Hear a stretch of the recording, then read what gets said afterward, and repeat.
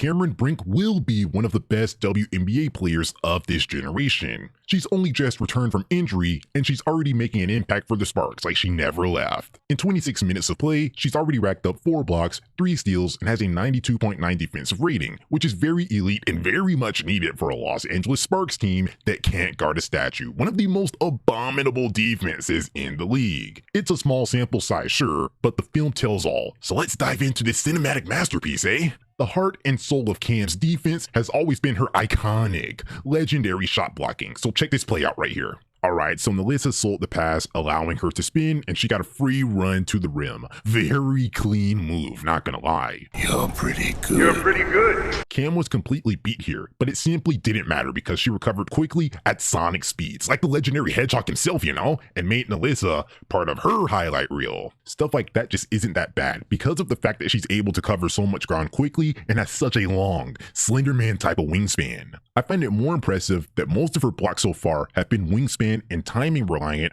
more so than on insane athleticism, which will suggest that she's just going to be an elite shot blocker for centuries, because that's the type of stuff that stays with you forever. It's no secret that Cam is a legendary shot blocker, but it's not all about blocks. Sometimes it's about preventing shots from going up in the first place, and Cam is built for that. She's a good deterrent. Check out this one where Ray was completely taken out of the play, putting Cam in a 2-on-1 situation. She was able to stretch her long arms out, dissuading the shot, and this got Jackie to pass, where Cam was able to recover back to Stokes and disrupt the pass, which resulted in a turnover. One-woman defense, such a mastermind. There's also a couple of possessions where she provided good rim deterrence, which is so valuable, considering that the layup is the most efficient shot in basketball. This is a player that if she can get the fouling situation under control, then just name the Defensive Player of the Year award after her. She's going to win it every year. Then on offense, she has more to her game that might get underutilized because of how the roster is constructed. The Sparks are an elite offensive team, so they're not going to need too much from her. Might have to wait until Unrivaled to see Cam get unleashed like Sonic the Hedgehog. But for right now, she's a floor spacer at the 5, which provides insane value.